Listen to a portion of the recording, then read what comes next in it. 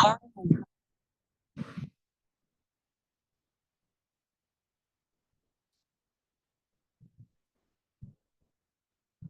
बेटा, तो हम लोग शुरू करते हैं। हम लोग एक बार मैं आपसे एक बात और कंफर्म कर लेना चाहता हूँ कि थोड़ा सा मुझे कुछ दिक्कत आई थी। अब आप मुझे बताओ, आप लोगों को मेरी आवाज़ भी आ रही है और आपको स्क्रीन दिखाई दी थी वाइट? एक बार हैंड रेस करके बता दो मुझे। ठीक है बेटा, ठीक है। अब हम शुरू करते हैं। बहुत बढ़िया। बस बस हैंड हैंड डाउन करो, हैंड डाउन करो। चलो अब हम शुरू करते हैं बेटा। तो बातचीत कहाँ पहुंची थी, इस पर हम चर्चा करते हैं। तो हम लोग कल बात कर रहे थे एसिड बेस न्यूट्रलाइजेशन रिएक्शन की, हम लोग बात कर रहे थे। ये लास्ट लेक्चर में बात हुई थी। मैंने बताया था कि एसिड बेस न्यूट्रलाइजेशन के जो सवाल होते हैं वो हम लोग दो तरीकों से सॉल्व कर सकते हैं। एक होता है मोल कॉन्सेप्ट और एक होता है इक्विवेलेंट कॉन्सेप्ट। ठीक है बेटा, मोल कॉन्सेप्ट और एक होता है इक्विवेलेंट कॉन्सेप्ट। ठीक है। इक्विवेलेंट कॉन्सेप्ट जो है वो हम रिडॉक्स में पढ़ेंगे डिटेल में, क्योंकि अभी हम मोल कॉन्सेप्ट ही पढ़ रहे हैं, तो इन सवालों को हम मोल के थ्रू कैसे सॉल्व करते हैं उस पर हम चर्चा करेंगे। तो कुछ बेसिक बातें मैंने आपको बताई थी। अच्छा, ये तो आपको पता ही है कि मोल कॉन्सेप्ट के थ्रू कोई भी सवाल अगर आपको सॉल्व करना होगा, उसकी दो दो रिक्वायरमेंट होती है। क्या? एक तो बैलेंस रिएक्शन पता, एक तो रिएक्शन बताओ और रिएक्शन मस्ट बी बैलेंस्ड। दो बातें हैं। तो आपको मैंने एचसीएल और एनएच की रिएक्शन बताई थी, और मैंने बताया था कि एचसीएल और एनएच में रिएक्शन होती है तो 1:1 का रेशियो होता है। रिएक्शन आपको सामने लिखी हुई है, देखो लिखा हुआ 1:1, है ना। H2SO4 वर्सेज NaOH की रिएक्शन होगी तो 1:2 का रेशियो होगा। और रिएक्शन क्या होगी, रिएक्शन में आपके सामने लिखी हुई है, ये रिएक्शन लिखी हुई है। ये रिएक्शन कैसे बनी ये भी मैंने आपको बता दिया था, है ना। उसी तरीके से H2SO4 और कैल्शियम हाइड्रोक्साइड की रिएक्शन में 1:1 का रेशियो है, ये देखिए, ये आपका लिखा हुआ है सर। H3PO4 वर्सेज NaOH में 1:3 का है। क्यों? क्योंकि H3PO4 एक बार में 3H प्लस देगा और NaOH एक बार में एक ही OH माइनस देता है। तो 3 OH माइनस लाने के लिए आपको 3 NaOH लाने पड़ेंगे। ठीक है। तो इसलिए H3PO4 और NaOH में जब कंप्लीट रिएक्शन होगी, कंप्लीट रिएक्शन होनी चाहिए, जब कंप्लीट रिएक्शन होगी उसके लिए 1:3 का रेशियो रहेगा। क्योंकि H3PO3 हम क्या बोलते थे बेटा, आपको बताया था मैंने क्लास में, फॉस्फोरस एसिड बोलते हैं इसको।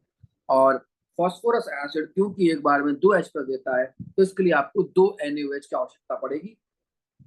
और 2 NaOH से 2H माइनस आएंगे, रिएक्शन कंप्लीट हो जाएगी। और इसमें जो एसिड और बेस का जो स्टोइकियोमेट्रिक कोफिशिएंट है वो 1 और 2 है, तो जो रेशियो रहेगा वो 1:2 का रहेगा। सेम बात मैंने की थी H3PO2 के साथ। तो ये रिएक्शंस आपको पता होनी चाहिए, ये रिएक्शन आपको याद होनी चाहिए। अब सवाल कैसे होंगे, आइए उन सवालों में बात करते हैं। तो ये हटा देता हूं मैं। और ठीक है,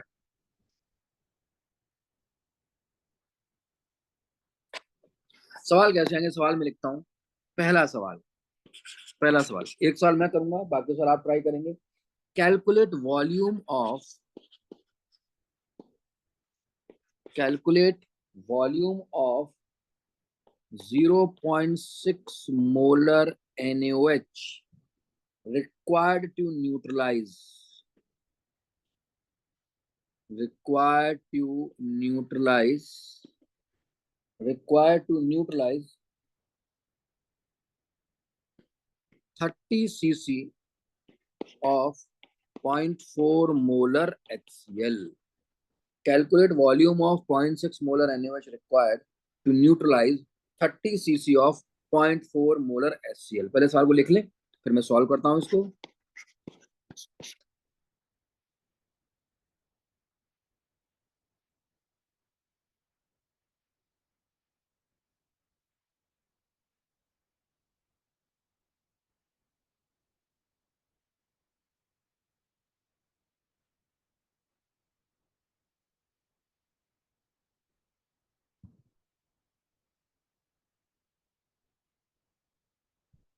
ठीक है, अब आइए।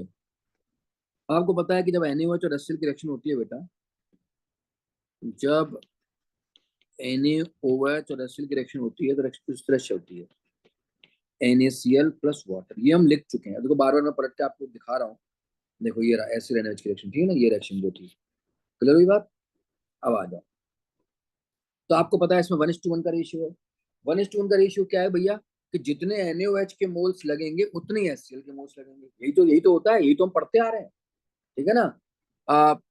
Problems related with chemical equations में हमने यही सीखा था कि 1:1 का रेशियो होना चाहिए किसमें, NaOH और HCl में। तो हम यहाँ कहेंगे कि जितने मोल NaOH के यूज होंगे उतने ही मोल HCl के यूज होंगे। अरे होंगे कि नहीं होंगे, है ना। तो हम यहाँ कहते हैं, लिखते हैं कि number of moles of NaOH is equal to number of moles of HCl। ठीक है। अब आपको पता है, आपको एक फॉर्मूला पता है, कौन सा formula, molarity is equal to number of moles of solute upon volume in litre. अगर वॉल्यूम इन लीटर लोगे तो यहां से क्या निकल के आता था, N is equal to MV। V किस में आता था, लीटर में। और N क्या होता था यहाँ पर, मोल्स। याद आ रहा है कि नहीं आ रहा। तो हम ये फॉर्मूला बनाए थे क्या, कि number of moles is equal to molarity into volume in litre. ये हमने बात हम कर चुके हैं। और अगर मैं इसको कर दूं नंबर ऑफ मिली मोल्स, तो ये क्या हो जाएगा, molarity into volume in ml। ये हो जाती, ये दो फॉर्मूले थे जो कि मैं आपको पहले लिखवा चुका हूँ। ठीक है ना। अगर वॉल्यूम ml में है तो मिली मोल्स निकलेगा, और वॉल्यूम लीटर में तो मोल निकलेगा। और ये बात भी मैं बता चुका हूँ आपको कि एक मोल में 1000 मिली मोल होते हैं। मैं इसको ऐसे लिख देता हूँ, मिली मोल्स। ये बात भी मैं आपको पहले बता चुका हूँ। ठीक है। तो अब हम क्या करेंगे, NaOH की तरह मोल्स तो निकालो। अब कैलकुलेट द वॉल्यूम है, तो मान लो वॉल्यूम NaOH का V लगेगा, V ml मान लो। ठीक है ना। तो मोल्स ऑफ NaOH कितने आएंगे, वो कितने आएंगे, उसकी मोलरिटी इनटू उसका वॉल्यूम इज इक्वल टू, मैं काम कर रहा हूँ, मैं मिली मोल से कंपेयर कर रहा हूँ। क्यों, क्योंकि HCl का वॉल्यूम ml में दिया है, CC और ml बात एक ही होती है ना, तो मैं मिली मोल से निकाल दे रहा हूँ। ठीक है ना। तो मैं यहाँ पर ये वाला इक्वेशन लगा रहा हूँ, नंबर ऑफ, चलो ये तो मोल वाली है, तो एक काम करता हूँ, मैं लिख ही देता हूँ ताकि आप में से किसी को कंफ्यूजन ना हो। मैं लिख ही देता हूँ। तो मैं यहाँ पर क्या कर रहा हूँ, मैं यहाँ पर number of millimoles of NaOH is equal to number of millimoles of HCl। अब number of millimoles of NaOH मतलब molarity into volume in ml। NaOH का मोलरिटी दिया हुआ है आपको 0.6, और वॉल्यूम आपको निकालना है, तो V मान लो वॉल्यूम को। अब HCl के मिलीमोल्स, HCl के मिलीमोल्स मतलब HCl की मोलरिटी कितनी दी है, 0.4, और HCl का वॉल्यूम कितना हो गया, 30 ml में ही है, CC। तो बस V कितना आ जाएगा, V आ जाएगा 0.4 इंटू 30 अपॉन 0.6। पॉइंट से पॉइंट चला गया, आप देखेंगे 5 से कट जाएगा, और ये 5 चौक 20 CC और 20 ml आंसर आ गया। नोट करेंगे इसको जल्दी से।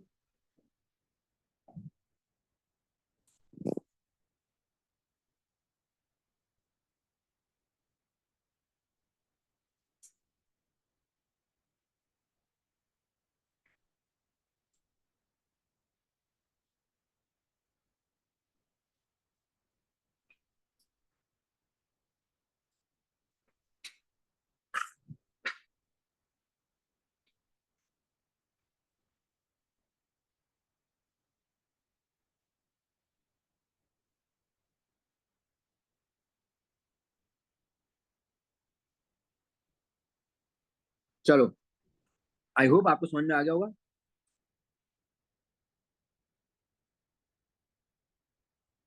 बिल्कुल सिंपल सा सवाल है। NaOH और HCl की रिएक्शन मुझे पता थी, मुझे पता था कि दोनों में 1:1 का रेशियो लगेगा, और 1:1 का रेशियो लगेगा, तो मैंने दोनों के मिलीमोल्स को कंपेयर कर दिया। NaOH के मिलीमोल्स को HCl के मिलीमोल्स के इक्वल रख दिया मैंने। बिल्कुल सिंपल सवाल है। ये तो मैंने तरीका बड़ा कर दिया है, आप एक एक लाइन में सवाल कर सकते हैं, दोनों के मिलीमोल्स को कंपेयर करो, बस इक्वेशन बनाओ और भी निकाल लो। चलो भाई, अगला सवाल करते हैं। आई होप मैं 1 मिनट रुक रहा हूँ, मतलब मुझे तो लगा, आई होप आपने उतार लिया होगा, लेकिन मैं 1 मिनट का वेट कर रहा हूँ। आप जल्दी से कॉपी कर लें इसको, फिर अगले सवाल की तरफ बढ़ते हैं।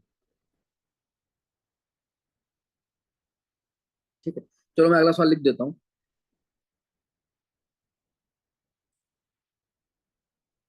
अगला सवाल क्या है, यहाँ लिख रहा हूँ, नेक्स्ट क्वेश्चन, इधर देखेंगे।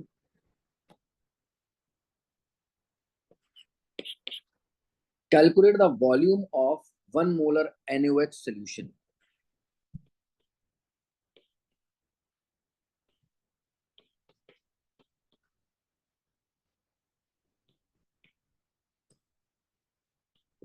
Calculate the volume of 1 molar NaOH solution required to neutralize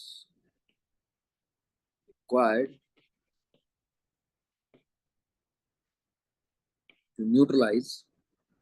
to neutralize 10 ml of 5 molar H2SO4. Calculate the volume of 1 molar NaOH solution required to neutralize 10 ml of 5 molar H2SO4. Try कीजिए, try कीजिए, 2 minute देता हूँ, try करके देखिए सवाल निकल रहा है कि नहीं निकल रहा।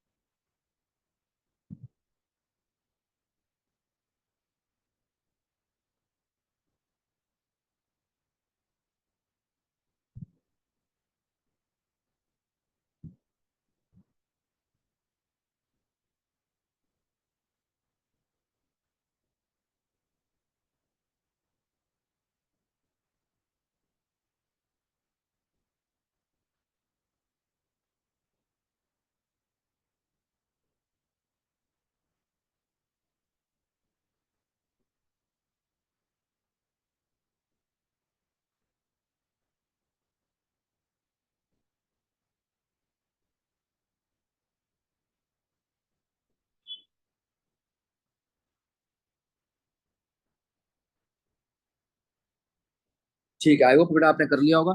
देखो मैं इसको सॉल्व करता हूँ, अपने अपने आंसर को क्रॉस चेक करना।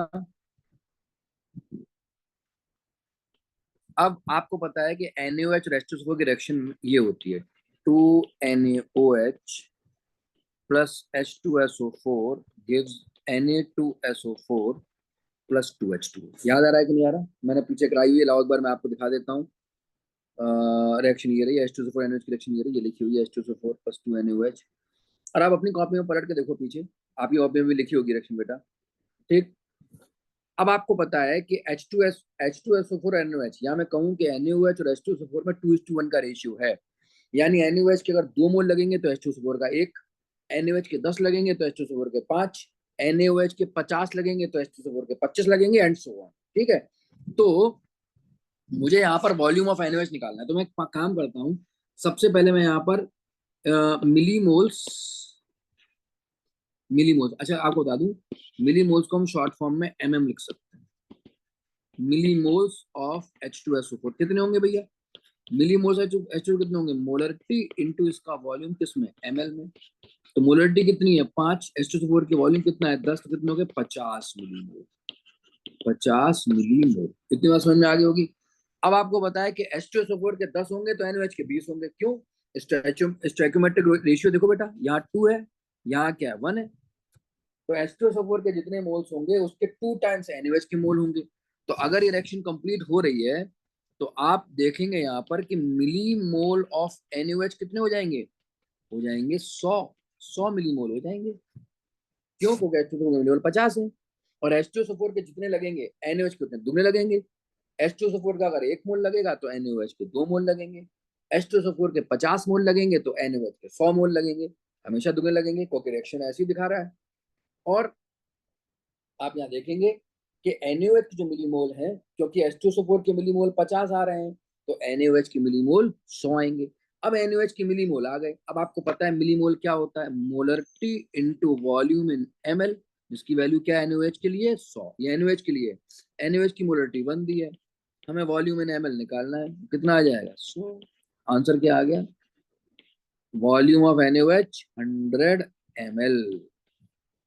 खत्म हो गई बात। कितना तो आसान था सवाल था, ठीक है ना? तो जल्दी से कॉपी करिए, 1 मिनट का मैं पॉज दे रहा हूँ, कॉपी करो।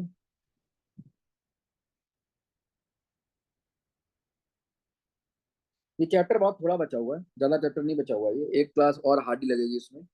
कुछ इसमें मुझे आपको रिटन नोट्स भी देने हैं, वो मैं आपको बताऊंगा। रिटन नोट्स मिलेंगे कब मिलेंगे कैसे मिलेंगे, उसको हम क्लास में डिस्कस कर लेंगे। बाकी का बहुत ज्यादा चीजें चैप्टर में नहीं बची हुई है। आज की क्लास लगेगी और हार्डली एक क्लास और लगेगी। रिटन नोट्स आपको मिल जाएंगे उसमें। उसमें कुछ लॉज वगैरह हैं, जैसे आपने एनसीईआरटी में भी देखे होंगे, conservation of mass, multiple proportion law, constant proportion law. ये सब लॉ हैं जो कि अब यूज नहीं होते, पूछे भी नहीं जाते, आउटडेटेड से लॉ हैं। तो इनके मैं आपको मैं इन लॉज को आपको बोल बोल के लिखाऊंगा तो आप भी बोर होंगे। तो मैं इन लॉज के प्रिंटेड नोट्स दूंगा आपको और उसी में समझा दूंगा आपको। ठीक है ना? इनका यूज नहीं होता, कहीं भी हम यूज नहीं करते हैं उनका, लेकिन ठीक है आपको पता होनी चाहिए। कभी पूछा तो इससे कुछ जाता नहीं है, कभी ना पूछा गया है, लेकिन फिर भी सिलेबस का पार्ट है तो आपको पता होना चाहिए। तो उसको मैं नोट्स के जरिए कवर करूंगा। बाकी जो मैकेनिकल पोर्शन है इस चैप्टर का वो बहुत ज्यादा नहीं बचा हुआ है। चलिए खैर, जितना बचा है उसे पढ़ाऊंगा मैं आपको। आई होप आपने कॉपी कर लिया होगा बेटा। चलो आगे चलते हैं, अगला सवाल देखते हैं। अगला सवाल देखते हैं। ठीक। वॉट वॉल्यूम ऑफ, लिखते जाओ, मैं बोलता भी जा रहा हूँ और लिखता भी जा रहा हूँ। What volume of 2.5 molar H2SO4 is required to neutralize, is required to neutralize a solution, a solution containing 2.5 gram NaOH। करिए जरा, ट्राई तो करिए, देखिए आप कर पा रहे हैं कि नहीं कर पा रहे। बेटा करो।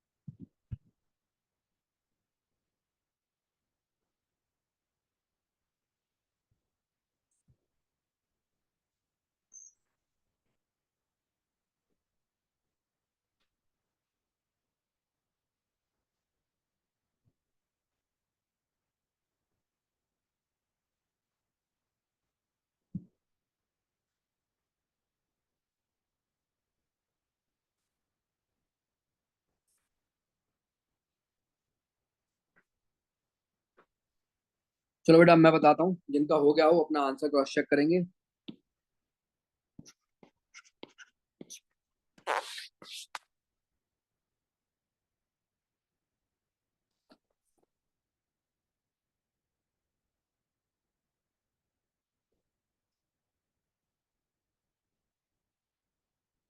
ठीक। अब देखो क्या कह रहा है, what volume of 2.5 molar H2SO4 is required to neutralize a solution containing 2.5 gram NaOH। Reaction वही लगेगी जो रिएक्शन यहाँ लगी थी, सेम रिएक्शन है क्योंकि सेम ही आपके रिएक्टेंट है NaOH एंड H2SO4। तो आप चाहें तो दोबारा लिख सकते हैं, और अगर आपको दिमाग में रिएक्शन याद है तो आप इसको मत लिखिए तो भी काम चल जाएगा। हाँ लेकिन कभी स्कूल वगैरह का एग्जाम है तो फिर प्रॉपर तरीके से करें उसमें, और ऑब्जेक्टिव में तो आप इसको रफ में भी कर सकते हैं। ठीक है। अब आपको H2SO4 का वॉल्यूम निकालना है, तो आप क्या करें, आपको पता है कि NaOH और H2SO4 का जो रेशियो है वो 2:1 का रेशियो है। यानी NaOH के जितने मोल्स कंज्यूम होंगे उसके हाफ H2SO4 के मोल्स कंज्यूम होंगे। ठीक है, तो पहले आप क्या करें, NaOH के मोल्स निकाल लें। तो यहाँ देखो मैं क्या निकालूंगा, moles of NaOH। Moles of NaOH क्या आएगा, weight of substance in gram upon molecular wait. ये फॉर्मूला हम जाने कितनी बार लिख चुके हैं। सब्सटेंस का वेट कितना है भैया, सब्सटेंस का वेट है NaOH का 2.5, और NaOH का जो मॉलिक्यूलर मास है, मॉलिक्यूलर वेट होता है वो होता है 40। हाँ या ना, बोलो बोलो भाई। तो 2.5 डिवाइड बाई 40। अभी इसको सॉल्व कर लेते हैं थोड़ा सा। यहाँ नीचे क्या आ गया, 10 आ गया। तो आप देखेंगे तो कितनी बार कटना चाहेगा, कटेगा, चलो काट के देख लेते हैं। 25 डिवाइड बाई कितना आ गया ये, 405 से काटो, 0। और 5 से काटो, ये कितना आ गया, ये आ गया 1/16। हाँ या ना। 1/16। यानी मोल्स ऑफ NaOH कितने आ गए, मोल्स ऑफ NaOH 1/16 आ गए। इतनी बात समझ में आ रही है कि नहीं आ रही है, ठीक है। तो अब आप मुझे बताओ, अगर आपको यहाँ मोल्स ऑफ H2SO4 निकालना हो, तो पक्की बात है, अभी देख रहे हो 2:1, या यहाँ देखो लिख देखा है मैंने 2:1। तो जितने मोल्स NaOH के लगेंगे उसके आधे लगेंगे H2SO4 के मोल्स, उसके आधे, हाफ। तो 1/16 का आधा करेंगे कितना हो जाएगा, 1/32। यानी H2SO4 के मोल्स कितने हो गए, 1/32 हो गए कि नहीं हो गए। अब आपको पता है कि मोल्स इज इक्वल टू क्या होता है, molarity into volume in litre, है ना। मैं यहाँ कर देता हूँ इसको। तो मोल्स कितने हैं आपके, 1/32। मोलरिटी कितनी है आपकी, 2.5। यहाँ आपका वॉल्यूम आ जाएगा लीटर में। तो यहाँ अगर आप देखेंगे तो जो आपका वॉल्यूम आएगा वो आएगा 1/32 इंटू 2.5 लीटर आया। इसको मैं बदल लेता हूँ ML में, तो 1000 से मल्टीप्लाई कर दूंगा। 1000 डिवाइड बाई 32 इंटू 2.5 ml। इसको सॉल्व कर लेना यार, खत्म होगी बात। ऊपर आप यहाँ 10 बढ़ा दो, और ये चला जाएगा 25 चौक 140 बार चला जाएगा, ठीक है ना। और ये चला गया 8 पंजे 40, 8 चौक 32, सॉरी 8, एक मिनट, ठीक है ना। 8 पंजे 40 और 8 चौक 32, तो ये हो गया आपका कितना, ये हो गया आपका 50/4। और 50/4 का मतलब क्या हो गया,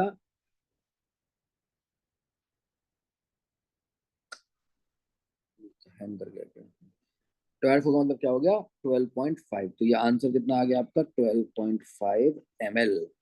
ये आंसर आ गया आपका, ठीक है। अंतर क्या रहा, अंतर ये रहा, देखो मैं बताता हूँ बेटा। तीनों सवाल में अंतर समझो। इससे पहले जो सवाल था, ये हम बात करें जो सबसे पहला सवाल था, ध्यान से तक समझना। अभी मैं आपको कॉपी करने का भी मौका दूंगा। इधर देखो, इसमें आपको HCl का मोलरिटी और वॉल्यूम दिया था, NaOH की मोलरिटी दी थी, वॉल्यूम पूछा था, तो आपने दोनों के मोल्स को इक्वल कर दिया, ठीक है। इस सवाल में भी यही बात थी। पर इस सवाल में आपको NaOH के मोलरिटी और वॉल्यूम ना देकर सीधे वेट दे दिया है। अरे भाई सुनो जरा मेरी बात, ध्यान सुनो। मोलरिटी और वॉल्यूम से भी तो मोल्स ही निकलेंगे ना। क्यों, क्योंकि moles is equal to molarity into volume. अब यहाँ वेट दे दिया, तो वेट से भी मोल निकाल सकते हैं। मोल निकालने के तो बहुत सारे तरीके हैं।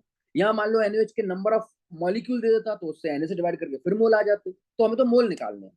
तो यहाँ पर वेट दिया हुआ था, तो हमने वैसे मोल निकाल लिया, वेट के फॉर्मूला लगा कर। मोल्स इज इक्वल टू, कौन सा फॉर्मूला लगाया, moles is equal to weight upon molecular weight. यहाँ से मोल्स आ गए, 1/16 मोल्स आ गए। H2SO4 के मोल कितने चाहिए होंगे, उसके आधे चाहिए होंगे। तो H2SO4 के 1/16 का हाफ करोगे तो 1/32 आ गए। बस। अब यहाँ पर क्योंकि मुझे मोलरिटी चाहिए, तो मुझे यही फॉर्मूला लगाना पड़ेगा, moles is equal to molarity into volume. Moles put करा, मोलरिटी पुट करी, वॉल्यूम लीटर में था, इसको मैंने ML में कन्वर्ट करके 12.5 ml कर लिया। ठीक है, कॉपी करो तुरंत इसको।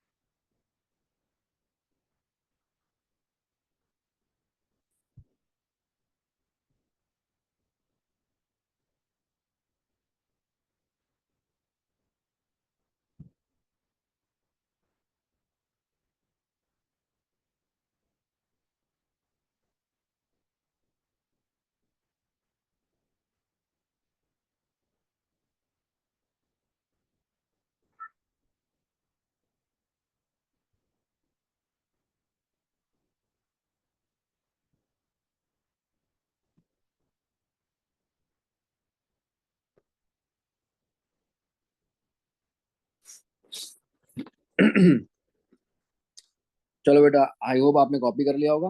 अगले सवाल की तरफ बढ़ते हैं। आप लोग अगला सवाल लिख लो, और फिर मैं इसको फिर से स्क्रीन पे ले आऊंगा। तब तक जो लोग कॉपी कर चुके हैं वो खाली ना बैठे, हम अगला सवाल करें। फिर हम अगले टॉपिक की तरफ बढ़ेंगे। अगला सवाल मैं आपको दे रहा हूँ, लिखिए लिखिए। To neutralise completely,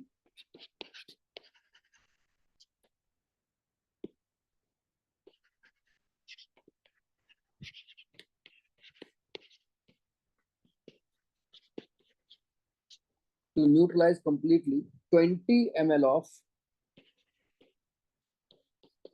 0.1 molar, to neutralize completely 20 ml of 0.1 molar 1 molar solution of phosphorus acid.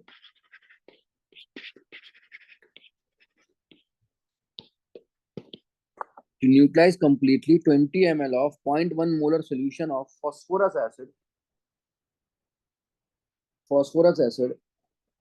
the volume of acid, comma, the volume of 0.1 molar KOH solution required is KOH solution required is to neutralize completely 20 ml of 0.1 molar solution of phosphorus acid. The volume of 0.1 molar KOH solution required is। ठीक है, करें जरा इसको। और जिनका ये सवाल रह गया था वो ये सवाल अपना कॉपी कर लें यहाँ से। बाकी ये के जो बच्चे हैं वो इस क्वेश्चन को ट्राई करें। इस सेगमेंट का ये आखिरी क्वेश्चन है, फिर हम अगले कॉन्सेप्ट की तरफ बढ़ेंगे।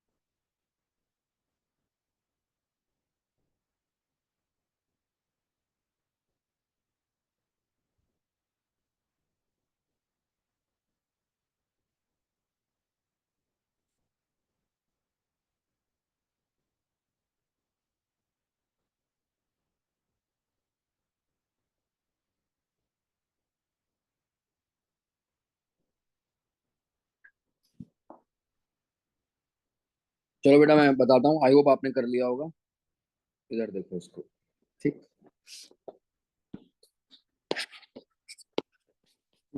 अब देखो यहाँ पर आपके पास फास्फोरस एसिड या H3PO2 या H3PO3 या H3PO4।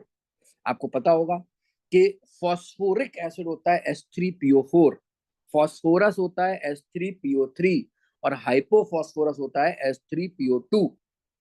ठीक है, आपके पास फास्फोरस एसिड है, और फास्फोरस एसिड की रिएक्शन हम पहले लिख चुके हैं, ये देखो ये थी।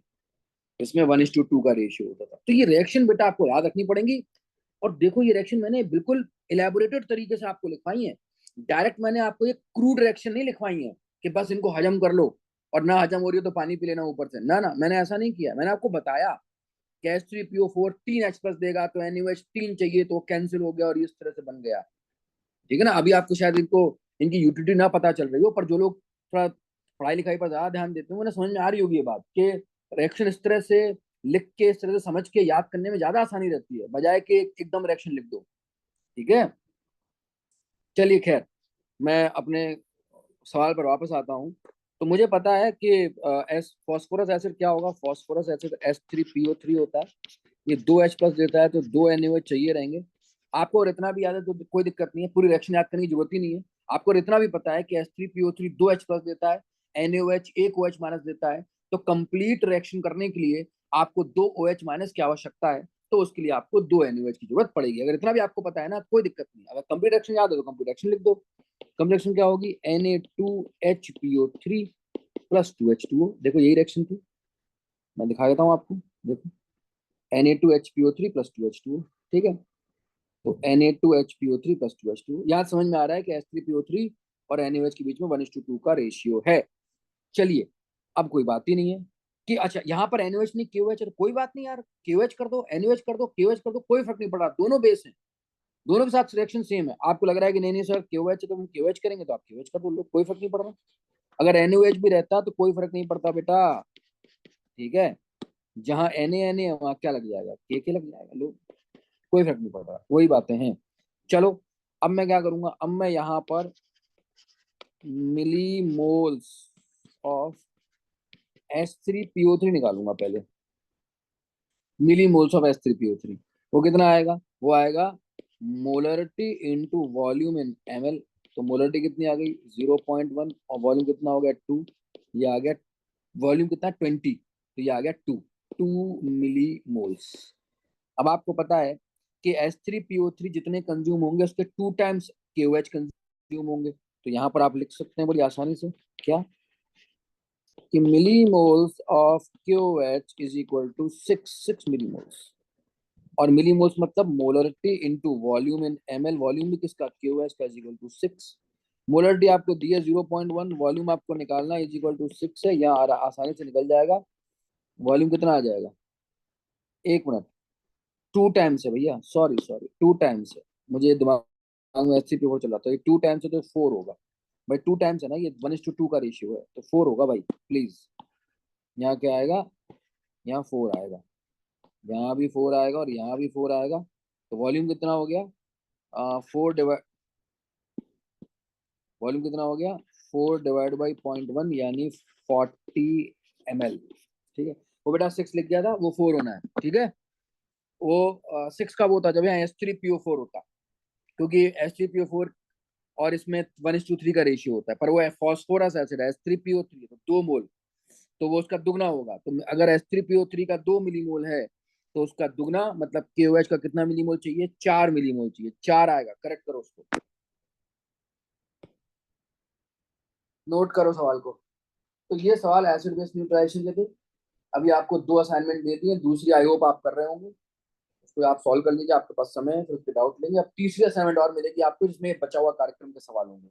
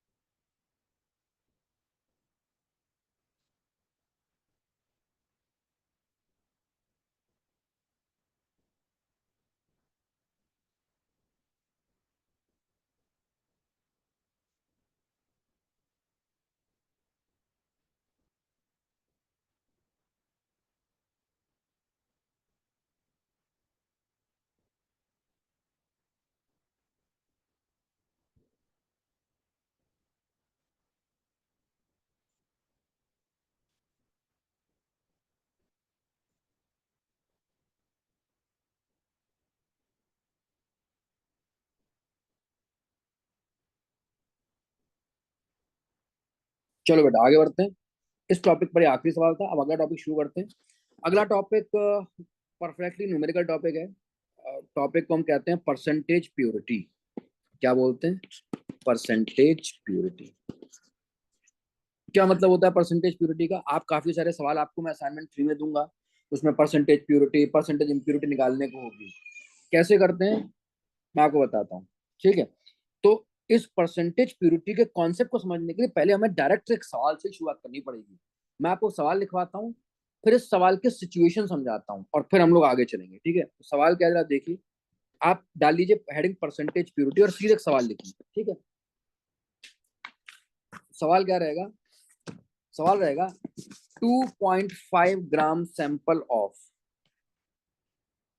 2.5 gram sample of sodium bicarbonate. आपको पता है सोडियम बाइकार्बोनेट क्या होता है, NaHCO3, ठीक है ना। 2.5 gram sample of sodium bicarbonate when strongly heated, when strongly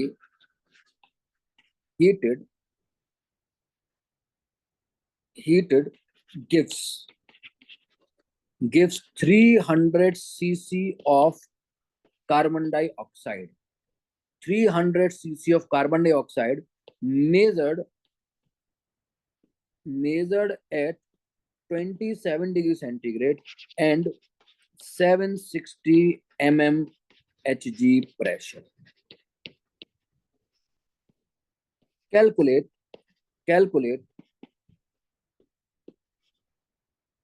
percentage purity. Calculate percentage purity of the sample. ठीक, सवाल में फिर से पढ़ रहा हूं बेटा। 2.5 gram sample of sodium bicarbonate. पता ही आपको सोडियम बाइकार्बोनेट का फॉर्मूला NaCO3 होता है, सोडियम कार्बोनेट का फॉर्मूला Na2CO3 होता है। ये हम क्लास में भी कई बार बात कर चुके हैं कि सोडियम बाइकार्बोनेट बेकिंग सोडा है और सोडियम कार्बोनेट वॉशिंग सोडा है। चलिए खैर आगे आगे बढ़ते हैं। तो 2.5 gram sample of sodium bicarbonate when strongly heated gives 300 cc of CO2 measured at 27 degree centigrade and 760 mmHg pressure. Calculate percentage purity of the sample. अच्छा, अगर आपको वो याद आ रहा हो जो मैंने आपको इंपॉर्टेंट 25-26 रिएक्शन लिखाई थी, उसमें हीटिंग ऑफ सोडियम बाइकार्बोनेट मैंने आपको लिखाया था। याद आ रहा है कि नहीं आ रहा? हाँ, तो इसमें अब भैया रिएक्शन की जरूरत पड़ेगी। तो आपको ये तो पता होना ही चाहिए कि सोडियम बाइकार्बोनेट को हीट करते हैं तो क्या बनता है, और ये पता नहीं, जरूरत ही नहीं। आप पीछे पलटेंगे पेज तो आपको उन 25-26 जो इंपॉर्टेंट रिएक्शन है उसमें आपको एक रिएक्शन मिल जाएगी। ठीक है, लेकिन वो तो सवाल का मैकेनिकल पार्ट हो गया। हम समझते हैं कि ये कहना क्या चाह रहा है, क्या परसेंटेज प्योरिटी है। अब आप ऐसे समझो, थोड़ा सा इमेजिन करो, एक एक चीज आपको समझाता हूँ। सपोज करो, इधर देखना बेटा है कि आपके पास एक कागज का टुकड़ा था। ध्यान सुनना पूरी कहानी। आपके पास एक कागज का टुकड़ा था और उसमें थोड़ा सा आपके पास सोडियम बाइकार्बोनेट था। देखो मैं सोडियम बाइकार्बोनेट बना रहा हूँ। ठीक, ये सोडियम बाइकार्बोनेट था। अब आप इस कागज के टुकड़े को इसमें सोडियम बाइकार्बोनेट रख के हाथ से ले जा रहे थे, कहीं से मार्केट से लेके घर जा रहे थे। क्या हुआ, रास्ते में आपको ठोकर लगी और ये जो कागज का टुकड़ा था विद सोडियम बाइकार्बोनेट नीचे जमीन पे गिर गया। जमीन पे गिर गया। अब कागज का टुकड़ा भी जमीन पे गिर गया तो सोडियम बाइकार्बोनेट क्या है, फैल गया, जमीन पर फैल गया। अब आपने क्या किया, उस जमीन पर फैले हुए सोडियम बाइकार्बोनेट को इकट्ठा करके दोबारा इस कागज में रखा। जरा समझना बात को, फिर समझो। ये आपके पास कागज था, इसको मैं अंडरलाइन कर रहा हूँ, दोबारा देखो। ये आपके पास कागज था, इसमें आपके पास NaHCO3 पड़ा हुआ था, व्हाइट कलर का होता है, कोई दिक्कत वाली बात नहीं थी। आप हाथ में रख के इमेजिन करो अपने आप को, अपने हाथ को इमेजिन करो, उसमें उसमें एक सफेद कागज का टुकड़ा इमेजिन करो, उसके ऊपर व्हाइट व्हाइट NaCO3 को इमेजिन करो, और इमेजिन करो कि आप मार्केट से घर की तरफ जा रहे हो। ठीक है, रास्ते में आपको ठोकर लगी, आप गिर पड़े और वो कागज का टुकड़ा भी नीचे गिर गया, उसमें जो सोडियम बाइकार्बोनेट था वो भी नीचे गिर गया। ठीक है, अब वो नीचे गिर गया तो आपने उसको हाथ से बटोर के दोबारा से कागज में रखा। अब का सीन क्या रहेगा, अब सीन ये बन गया भाई, देखो अब सीन ये बना कि फिर से कागज का टुकड़ा है और फिर से आपने सोडियम बाइकार्बोनेट इकट्ठा करके इसमें रखा। ठीक है, तो अंतर क्या आया, अंतर ये आया क्योंकि अब आपने इसको जमीन से उठाया तो इसमें कुछ डस्ट पार्टिकल, कुछ गंदगी वगैरह भी आ गई। देखो ब्लैक ब्लैक ब्लैक में इसको बना रहा हूँ। ठीक है, यानी अब ये सोडियम कार्बोनेट 100% प्योर नहीं रहा। तेरा मेरी मेरी फीलिंग्स को समझना, मैं क्या कहना चाह रहा हूँ। ये 100% प्योर नहीं रहा, इसमें कुछ आपने क्योंकि सड़क से उठाया तो कुछ गंदगी, कूड़ा करकट, धूल, मिट्टी सब आ गया इसमें। ठीक, अब अब आप ये जानना चाह रहे हो कि यार ये सोडियम बाइकार्बोनेट जो मेरे हाथ में था वो कितना था, क्योंकि आपने तौला नहीं था उसको। अब अगर आपको सोडियम बाइकार्बोनेट का बिल्कुल एक्यूरेट वजन चाहिए तो आप क्या करेंगे, पहले जो काला काला इसमें जो धूल, मिट्टी, कंकड़, डस्ट ये सब आ गया इसको हटाएंगे, पर बड़ा मुश्किल है। व्हाइट व्हाइट सोडियम कार्बोनेट से इन सब चीजों को एकदम बिल्कुल परफेक्ट तरीके से हटा पाना क्या मुश्किल है। और आप ये भी जानना चाहते हैं कि आपके पास सोडियम बाइकार्बोनेट कितना था। अरे बात समझ में आ रही है कि नहीं आ रही है? ठीक है ना? तो उसके लिए आप क्या करेंगे, तो उसके लिए आप मेरे पास आए, आपने कहा कि सर ये एक कागज के टुकड़े पे थोड़ा सा सोडियम बाइकार्बोनेट में ले जा रहा था और मैं रास्ते में गिर पड़ा, ये सब फैल गया। अब मैंने इसको समेट के इसको दोबारा रखा है दोबारा। अब इसमें धूल मिट्टी कंकड़ अंकड़ सब ये सब आ गए हैं। ये छोटे मोटे जो कंकड़ थे वो निकाल दिए, पर ये धूल मिट्टी सब इसमें मिल गई है। और मैं ये जानना चाहता हूँ कि मेरे पास सोडियम कार्बोनेट था कितना ओरिजिनली। तो मैंने कहा बेटा तुमने तुमने तब तौला नहीं था जब तुमने लिया? बोला नहीं सर तौला नहीं था, बस मैंने हाथ से लेके ऐसे ही कागज डाल लिया था। अब मैं तौलना चाह रहा हूँ कि कितना था। अब कैसे तौलूं, क्योंकि अब मैं अगर वेट करूंगा तो वेट में वो धूल मिट्टी इन सब का जो डस्ट पार्टिकल इनका भी वेट आ जाएगा। तो अब हम क्या करेंगे? तो अब सब उसका समझ में आया।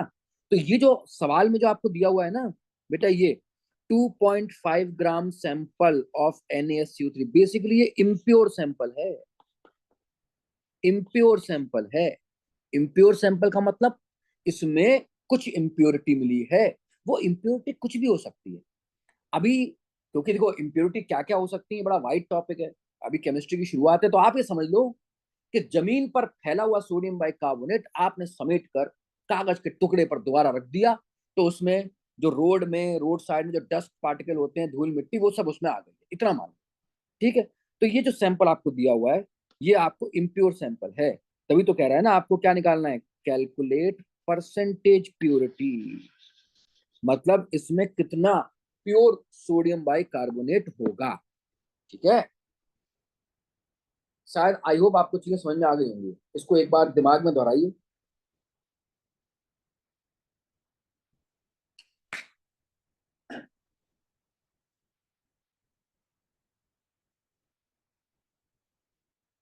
ठीक है ना।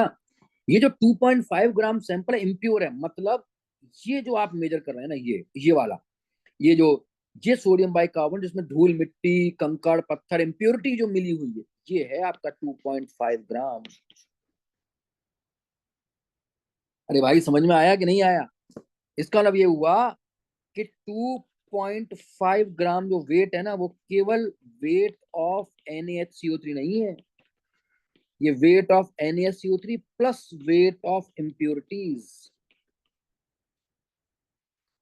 अब ये इम्प्योरिटीज क्या क्या हो सकती है, बड़ा सब्जेक्टिव टॉपिक है बेटा। अभी तो आप ये मान लो कि रोड साइड से उठाया हुआ NaSCO3 है, इसमें धूल मिट्टी वगैरह मिली हुई है, इतना समझ लो आप। तो बस अब मुझे ये निकालना है कि 2.5 ग्राम का जो मेरा सैंपल आया, जिसमें NaSCO3 और साथ में इम्प्योरिटीज भी है, तो इसमें NaSCO3 कितना, तो ऑब्वियस ही बात है NaSCO3 2.5 से कम ही आएगा। तो हर वो ऑप्शन जिसमें NaSCO3 2.5 से ज्यादा दिया, वो तो ऑटोमेटिकली गलत हो गया। और हमें यहाँ परसेंटेज निकालना है, तो परसेंटेज निकालने के लिए पहले तो डेटा आएगा ना, तभी तो परसेंटेज निकलेगा। तो चलो क्या करेंगे हम इसको। तो आप मेरे पास लेकर आए ये धूल मिट्टी से भरा हुआ सोडियम बाइकार्बोनेट, क्योंकि आप भी जमीन पे गिर गए थे, तो आपके भी माथे पर और पैरों पे घुटनों पे धूल मिट्टी लग गई थी। खैर कोई बात नहीं है, उसे तो हम झाड़ लेंगे। तो फिर आपने मुझसे कहा कि सर ये पूरी सिचुएशन आपने मुझे बताई, और आपने कहा सर अब ये पता लगाना है कि मेरे पास वास्तविकता में कितना 2.5, या मैं ये सैंपल आपके पास लेके आया हूँ जिसमें गंदगी भी मिली हुई है, इसमें कितना प्योर सोडियम बाइकार्बोनेट है। तो मैंने कहा बेटा कोई बात नहीं है, तुम इस गंदगी वाले सैंपल को, या मैं गंदगी कहना ज्यादा अच्छा वर्ड नहीं लग रहा है मुझे, मैं कहूंगा इस इम्प्योर सैंपल को तौलो। आपने तौला और वजन कितना आया 2.5, आपने कहा सर 2.5 है। मैंने कहा लिखो इक्वेशन, आपने लिखा 2.5 gram is equal to weight of NaSCO3 plus weight of impurity. मैंने कहा बेटा कोई बात नहीं। अब देखो, अब मैंने बेटा क्या किया, इस पूरे सैंपल को एक टेस्ट ट्यूब में डाल दिया, इस तरीके से। ये पूरा सैंपल यहाँ आ गया, और इसमें जो आपकी गंदगी वगैरह थी वो भी यहाँ आ गई, पूरा सैंपल आ गया। यानी ये 2.5 ग्राम मैंने यहाँ रख लिया, और मैंने इसको हीट करना शुरू किया। अब जो 26-27 जो रिएक्शन लिखाई थी, वहां जाइए आप और देखिए कि जब NaSCO3 हीट करता था तो उसकी रिएक्शन क्या लिखवाई थी मैंने। देखिए जरा, कॉपी पलटिए अगर आपको याद नहीं है तो, और अगर आपको याद है तो अपने नोट्स में लिख लीजिए उस रिएक्शन को सवाल के नीचे, कि वो रिएक्शन क्या थी जब हम सोडियम बाइकार्बोनेट को हीट करते थे। मैं भी आपके लिए लिख लेता हूँ। वो रिएक्शन थी कि जब आप सोडियम बाइकार्बोनेट को हीट करते हैं तो Na2CO3 बनता है, प्लस H2O बनता है, प्लस CO2 बनता है। यही थी ना? क्रॉस चेक करिए जरा।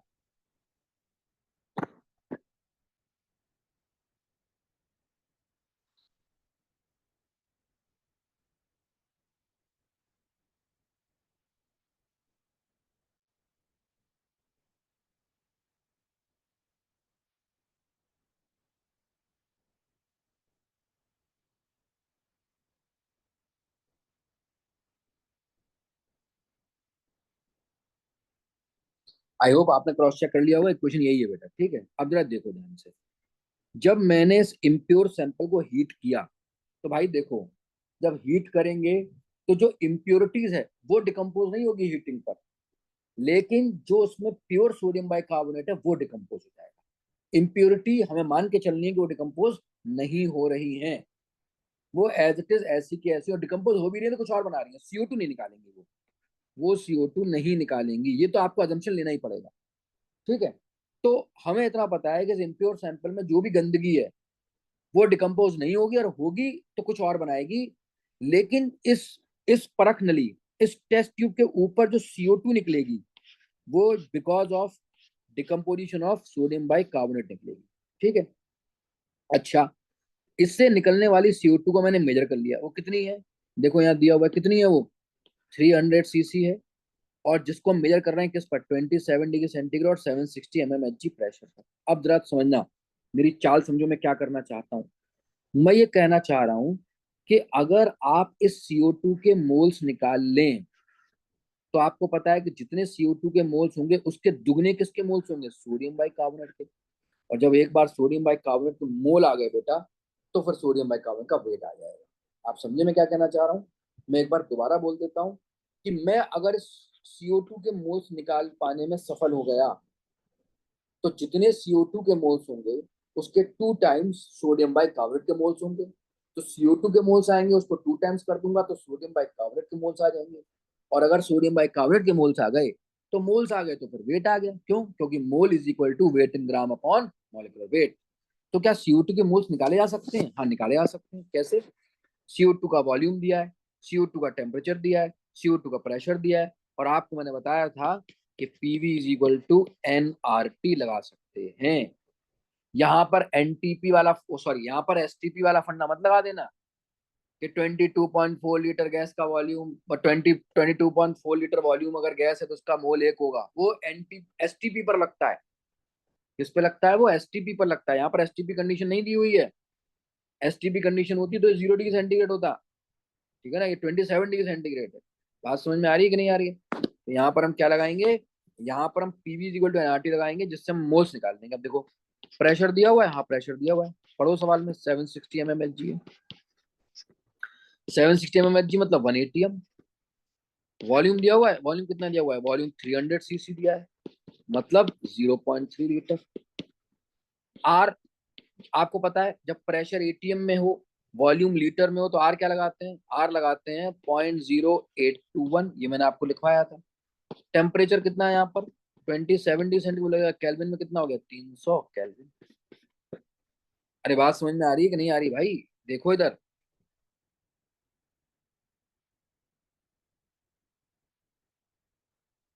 देखो, नोट करो ये सारी बातें। ठीक, अब मैं वैल्यू पुट कर दूंगा। तो प्रेशर हो गया 1, वॉल्यूम हो गया 0.3, एन निकालना है, R 0.08 लगा लो, थोड़ा सा अप्रोक्सीमेशन ले लो, क्या ही फर्क पड़ रहा है। और ये कितना आ गया, 300। तो एन कितना आ जाएगा, एन आपके पास आ जाएगा 0.308/300। ठीक है, 0.3/0.08 300। अब देखो, ऊपर ये 100 आ गया, नीचे ये 10 आ गया, आया ना। इससे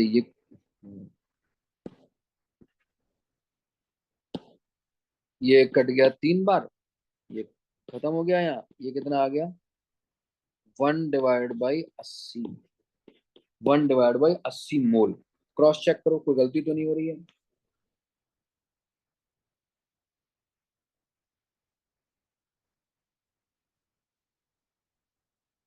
ठीक,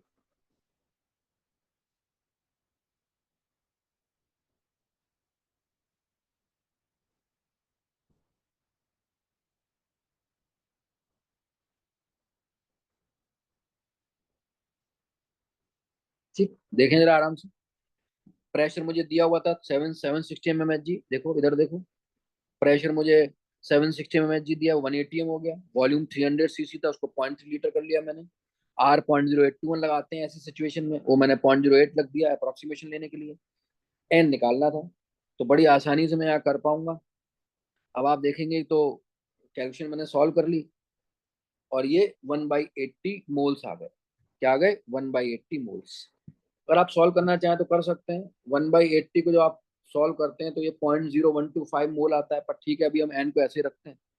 तो अब आप देखिए कि CO2 के आपके पास मोल्स आ गए, और आपको पता है कि CO2 के अगर मोल्स आपके पास आ गए हैं तो इससे आप क्या निकाल सकते हैं, मोल्स ऑफ NaHCO3 कितने आ जाएंगे, 2 टाइम्स आ जाएंगे, 2 × 1/80 यानी कितना आ गया, 1/40 मोल्स।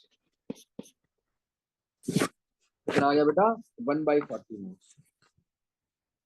ठीक, अब यहां से आप क्या निकालेंगे, NaSCO3 का वेट, तो आपको फॉर्मूला पता है, मैं फिर से लिख देता हूँ, moles is equal to weight in gram upon molecular wait.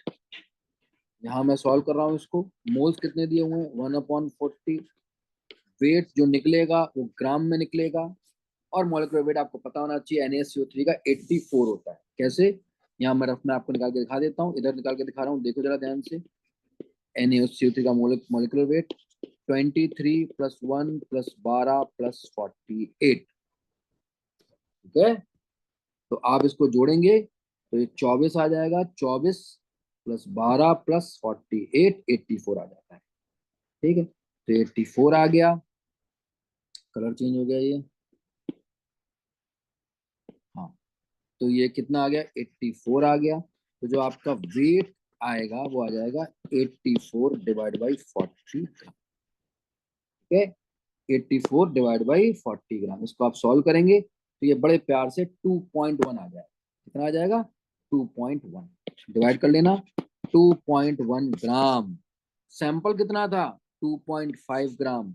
NaSO3 कितना आ गया, 2.1 ग्राम। पर हमें निकालना क्या है बच्चा, हमें निकालना है परसेंटेज प्योरिटी। कैसे निकालते हैं भाई, कितना प्योर, अच्छा ये आपका, मैं लिख देता हूँ यहाँ ब्रैकेट में, ये आपका प्योर NaHCO3 है, तो प्योर अपॉन टोटल इंटू 100, यानी 21/25 इंटू 100, कितना आसानी से कटेगा, 4 बार गया, 4 एकम 4, 84%, 84%। ठीक है, मैं सवाल को फिर से समझाऊंगा, आप एक बार इसको कॉपी करो बेटा। ठीक है, इसको एक बार कॉपी करो, ये सवाल तो आपने नोट कर ही लिया होगा, यहाँ से इसको कॉपी करो, फिर मैं इसको ऐसा छोटा कर देता हूँ, कॉपी करो। ठीक, कॉपी करो, इसको मैं दोबारा समझाता हूँ, सवाल थोड़ा बड़ा लग सकता है, पूरा बड़ा है नहीं।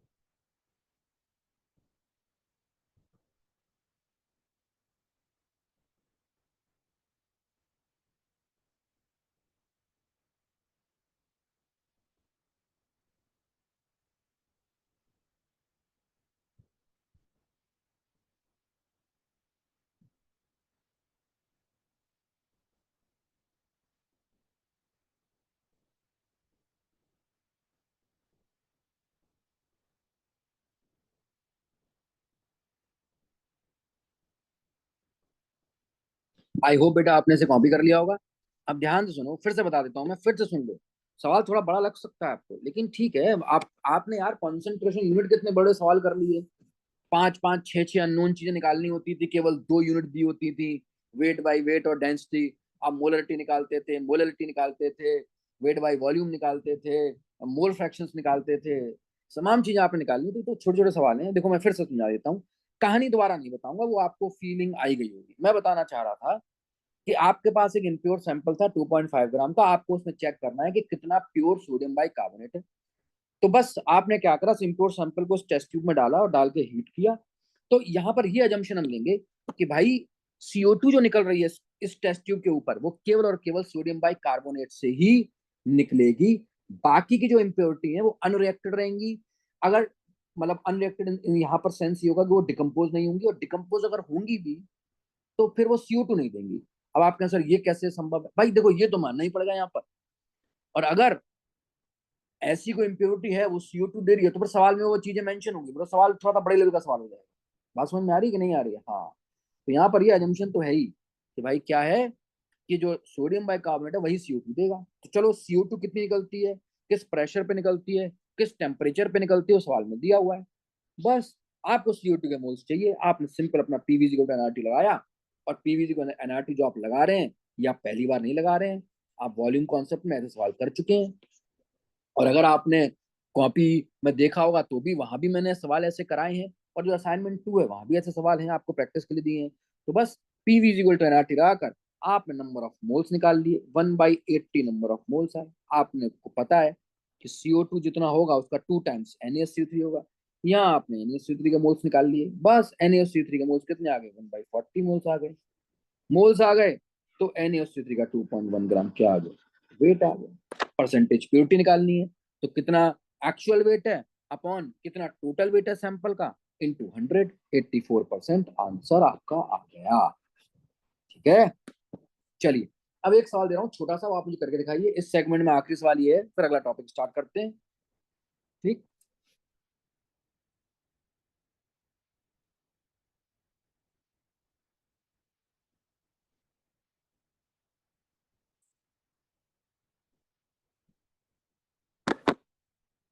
कॉपी कर लो बेटा, आयो कॉपी कर लिया होगा आपने। चलिए अगला सवाल आप करके दिखाइए। ये आसान सवाल दे रहा हूँ, ये सवाल थोड़ा टफ था ये वाला, ये सवाल बहुत ही आसान है। रिएक्शन आपके सामने लिखी हुई है, ये रिएक्शन आप देख लेना। रिएक्शन में आपको जो 26-27 लिखाई है उन्हीं में से दूंगा मैं। चलो, 20 gram of magnesium carbonate, 20 gram of magnesium carbonate. अब मैंने बोला मैग्नीशियम कार्बोनेट, तो कुछ लोग पूरी अंग्रेजी लिख रहे होंगे, MAGNISUM CAR। अरे मैग्नीशियम कार्बोनेट यार, साइंस के स्टूडेंट हो, MgCO3 लिखो। अंग्रेजी अंग्रेजी शेक्सपियर थोड़ी ना पढ़ रहे हो यार, लिटरेचर का स्टूडेंट हो ना हो तुम। सीधे लिखो 20 gram of MgCO3, magnesium carbonate MgCO3 निकलना चाहिए, अंग्रेजी में थोड़ा लिखोगे। चलो, 20 gram of magnesium carbonate sample. हम देखो सैंपल आ गया, यानी इसमें इम्प्योरिटी भी हो सकती है। सैंपल डिकम्पोजेज ऑन हीटिंग,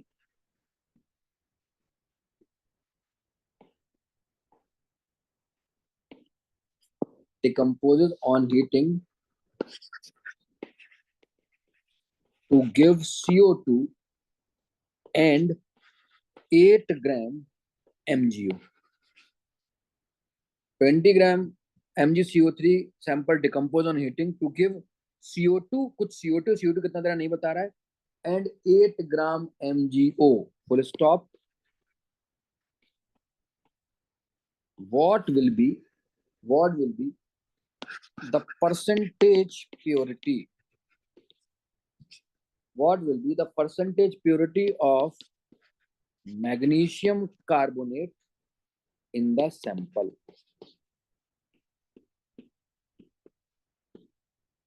ठीक है, सवाल ट्राई की जल्दी से।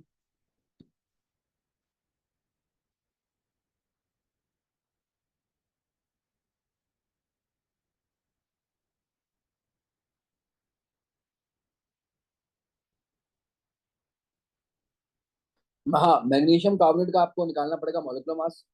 तो मॉलिक्यूलर मास निकालने के लिए मैग्नीज, जो जो मैग्नीशियम है, मैग्नीज नहीं है ये मैग्नीशियम है, तो मैग्नीशियम का जो एटॉमिक वेट होता है वो 24 होता है, ये ध्यान रखिएगा। तो इसको ऐड करके आप आसानी से मैग्नीशियम कार्बोनेट का मॉलिक्यूलर मास निकाल सकते हैं।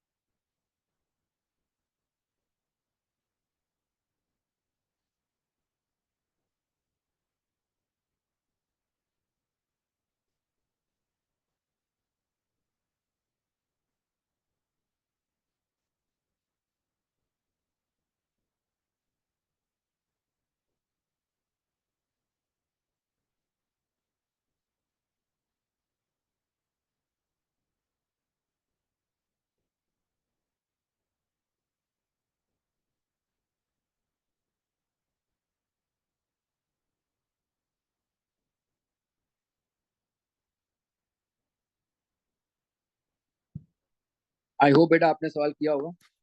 जिन लोगों का हो गया वो अपना आंसर क्रॉस चेक करें, मैं सवाल कर रहा हूँ यहाँ पर। वही सेम कहानी है, ये जो सैंपल है 20 ग्राम ये इम्प्योर होगा, यानी सीधी सी बात है 20 ग्राम इज इक्वल टू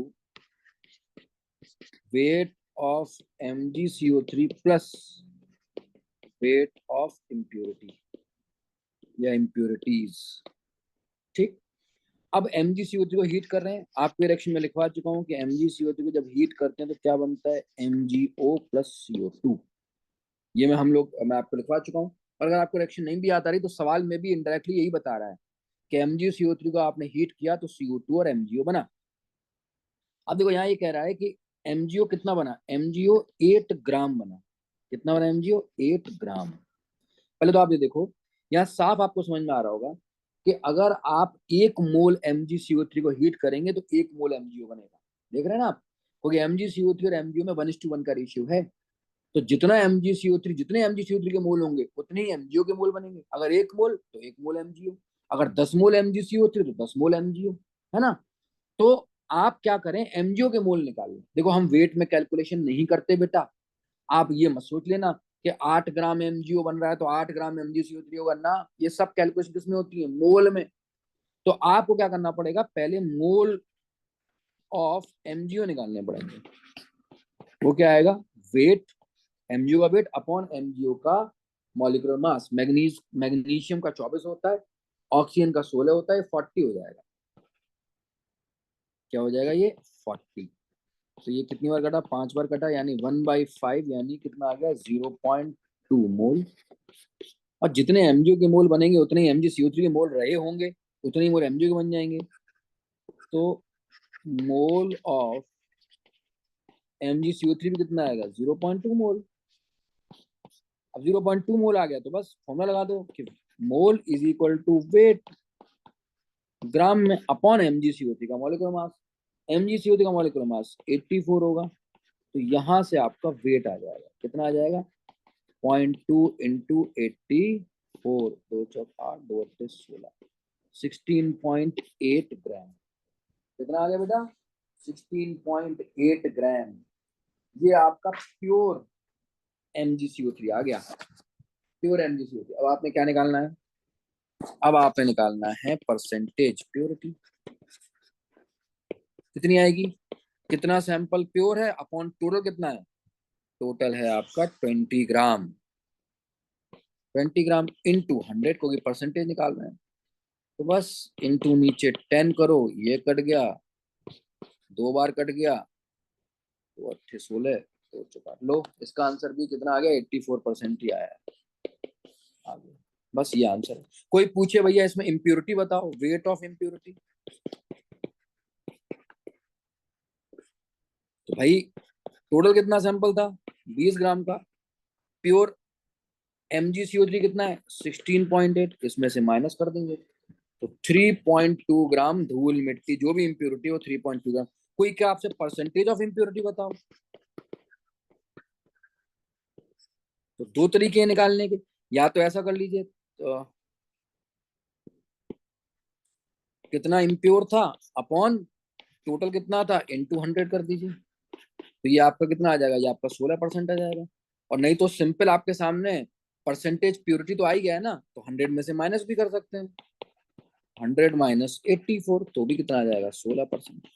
वैसे परसेंटेज इम्प्योरिटी नहीं, ज्यादातर परसेंटेज प्योरिटी ही पूछा जाता है। ठीक है, फिर भी मैंने आपको एक और डायमेंशन बता दिए। डायमेंशन क्या है, छोटी सी बात थी। आप में से बहुत से लोगों को लग रहा होगा सर ये तो ऑब्वियस सी बात है। हाँ ऑब्वियस सी बात है, बस अपने मुंह से मैंने एक बार बोल दिया। तो ये इस तरह के सवाल होते हैं जिसमें सैंपल का वेट दिया होगा और उसको हीट वगैरह कर रहे होंगे, रिएक्शन आपको पता होनी चाहिए। जो मैंने आपको 25 26 रिएक्शन लिखाई है उन्हीं में से बस रिएक्शन आएंगी। और जो थर्ड असाइनमेंट में दूंगा उसमें परसेंटेज प्योरिटी के सवाल होंगे ही। कैसे किए जाते हैं, एक मैंने आपको एग्जाम्पल दे दिए हैं दो, बाकी काम उसमें करेंगे। जल्दी से कॉपी करो बेटा इस सवाल को।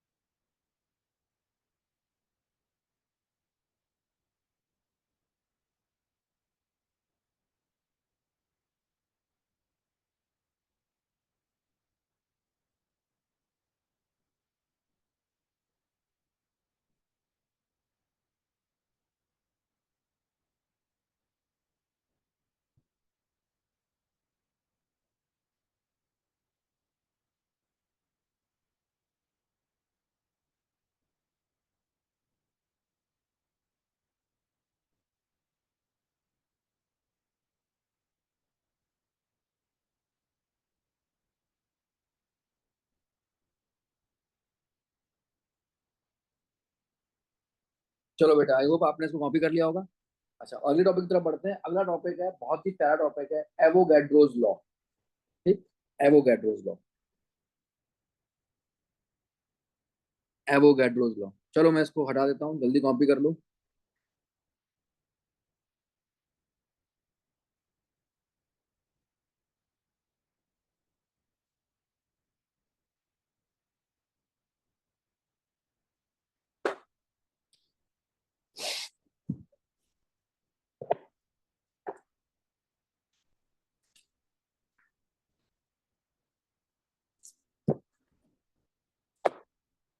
चलो बेटा आगे बढ़ते हैं।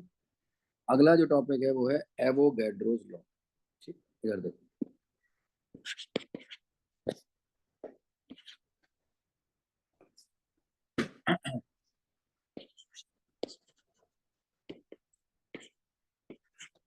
एवोगैड्रोस लॉ क्या है ये लॉ, और इसको कैसे मोल कॉन्सेप्ट में यूज करेंगे, कहाँ यूज करेंगे, वो भी हम बात करते हैं। पहले आप एवोगैड्रोस लॉ लिखो। ये कहता है कि at constant temperature and pressure, at constant temperature at pressure, at constant temperature and pressure, the volume of the gas, the volume of the gas at constant temperature and pressure, the volume of the gas is directly proportional, directly proportional, directly proportional to, at constant temperature and pressure, the volume of the gas is directly proportional to its mole, to its number of moles. Inverted comma में बंद कर दो। At constant temperature and pressure, the volume of the gas is directly proportional to its number of moles. क्या मतलब इस बात का बताता हूँ, देखो। आपको पता है कि पीवी इक्वल टू क्या होता है, एन आर टी। अब देखना, वी इक्वल टू कितना हो गया, N R T by P. R तो यहाँ पर कांस्टेंट होता ही है, ध्यान सुनना मेरी एक बात, आर कांस्टेंट होता ही है। और एवोगैड्रो साहब ये कह रहे हैं कि आर कांस्टेंट है, और आप एक काम करो, टेम्परेचर एंड प्रेशर को भी कांस्टेंट कर दो। तो आप अगर देखो तो ये पूरा, ये तीनों टर्म क्या हो जाएंगे, कांस्टेंट। तो यहां से क्या निकल के आएगा, यहां से निकल के आएगा बेटा वी इज, यहां से निकल के आएगा V is directly proportional to number of moles. ठीक है, ये बहुत इंपॉर्टेंट बात है, बहुत इंपॉर्टेंट बात है। यानी कांस्टेंट टेम्परेचर और प्रेशर पे अगर कोई गैस है, तो उसका जो वॉल्यूम होगा उसके मोल्स के डायरेक्टली प्रोपोर्शनल होगा। यानी मोल कम तो वॉल्यूम कम, मोल ज्यादा तो वॉल्यूम ज्यादा।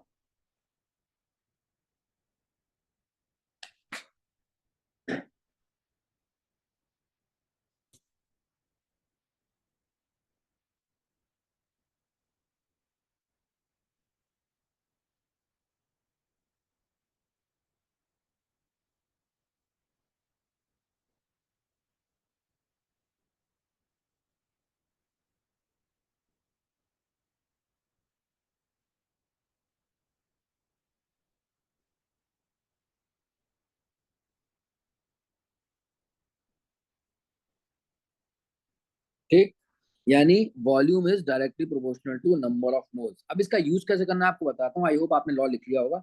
एक सबसे खास बात जो आपने लिखनी है, एकदम डबल ट्रिपल स्टार पॉइंट डाल के आपको लिखनी है। क्या लिखना है, we can use volume in the place of mole, we can use volume in the place of mole, we can use volume in the place of mole for the calculation purposes, we can use volume in the place of mole for the calculation purposes,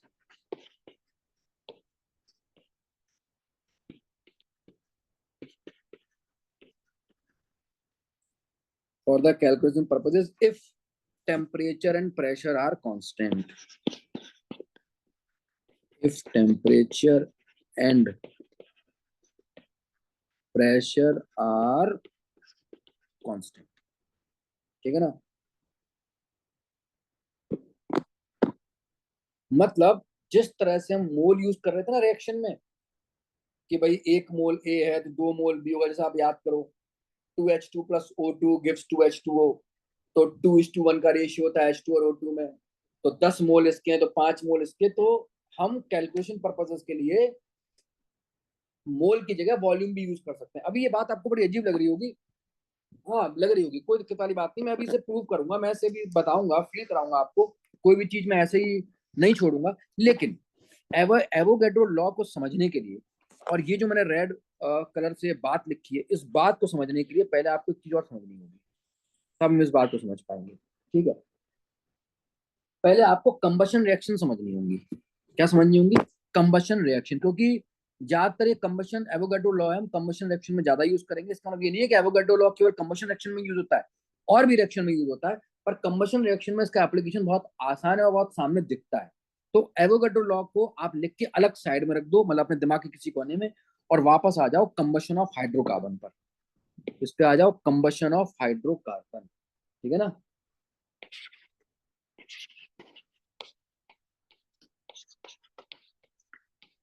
combustion of hydrocarbon.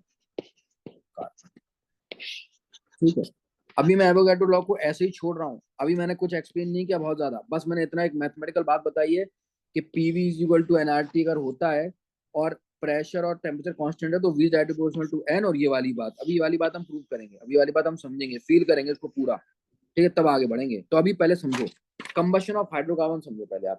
और combustion of hydrocarbon को समझने से पहले आप hydrocarbon समझो। अच्छा, combustion आपको पता होगा ना, कंबशन क्या होता है भाई? किसी भी कंपाउंड को आप ऑक्सीजन की प्रेजेंस में बर्न करते हो तो हम कहते हैं कि कंबशन हो रहा है। क्या हो रहा है?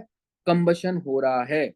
अच्छा, जनरली ये जो कंबशन की रिएक्शन होती है कांस्टेंट टेम्परेचर और प्रेशर पर ही होती है। ठीक है ना, इसलिए मैं कह रहा हूँ कि एवोगैड्रो लॉ यहाँ पर फिट बैठेगा।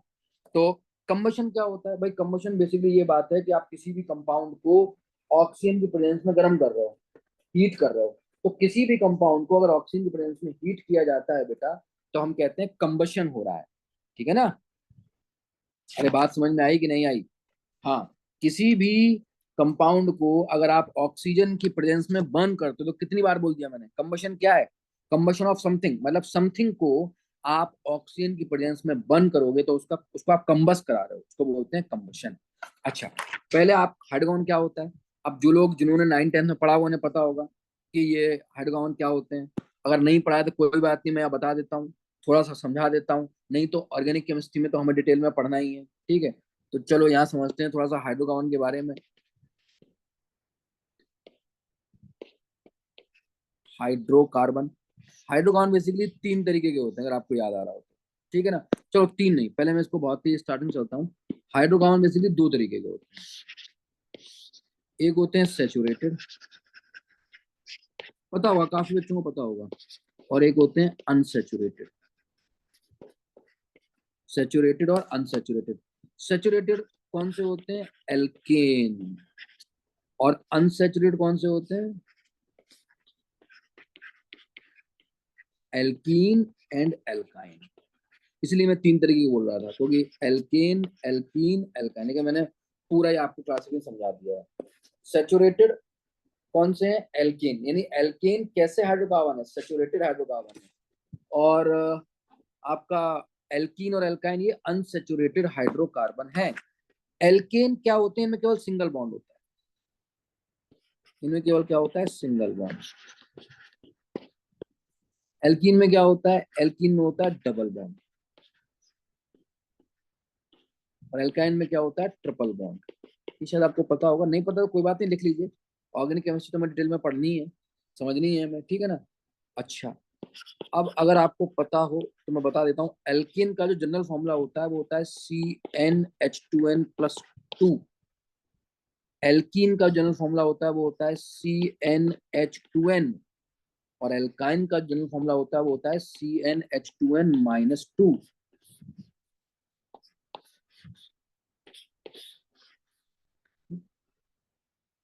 क्या मतलब है इस बात का? मतलब ये इस बात का कि देखो एल्केन कैसे बनाए जाते हैं। ठीक, जरा समझना बात को, यहाँ लिखता हूँ मैं, एल्केन क्या फॉर्मूला है? CnH2n+2। ठीक है, अगर यहाँ पर आपने लिया if n is equal to 1 लिया तो ये C1 हो जाएगा और ये क्या हो जाएगा H4। पर इसको ऐसे नहीं लिखते ना, इसको ऐसे लिखते हैं CH4। CH4 को क्या बोलते हैं बेटा, मीथेन। आपको पता होना चाहिए कि एल्केन जो हमेशा एंड होते हैं वो एन पर होते हैं, मीथेन। अगर आपने N2 ले लिया तो क्या हो जाएगा C2H6, है ना। N की जगह 2 रखोगे तो C2, और यहाँ 2 दूनी 4 और 2 6, तो C2H6 को बोलते हैं इथेन। तो पता होगा आपको। अगर N3 रख दूं तो क्या हो गया ये C3H8, क्या बोलते हैं इसको, प्रोपेन। ठीक है ना। अगर आपको ये पता है तो ठीक है, नहीं पता तो ये सब हम आयुपीएसी में सीखेंगे कि एक कार्बन को मेथ बोलते हैं, 2 को एथ बोलते हैं, 3 को प्रॉप बोलते हैं, 4 को ब्यूट बोलते हैं, 5 को पेंट बोलते हैं, 6 को हेक्स बोलते हैं, 7 को हेप्ट बोलते हैं, 8 को ऑक्ट, नॉन और डेक। ठीक है ना। कोई बात नहीं, मैं यहाँ पर आपको आयुपीएसी नहीं सिखा रहा हूँ, बस बेसिक थोड़े हाइड्रोकार्बन का मैं आइडिया दे रहा हूँ, टेंशन मत लेना, इतना बहुत है। अगर आपने n इक्वल टू 4 रखा है यहाँ पर तो ये हो जाएगा C4H10, तो इसको बोलेंगे हम ब्यूटेन। एन, एन का साउंड आना चाहिए पीछे, एन का साउंड आ रहा है मतलब एल्केन है। ठीक है, नोट करो जल्दी से।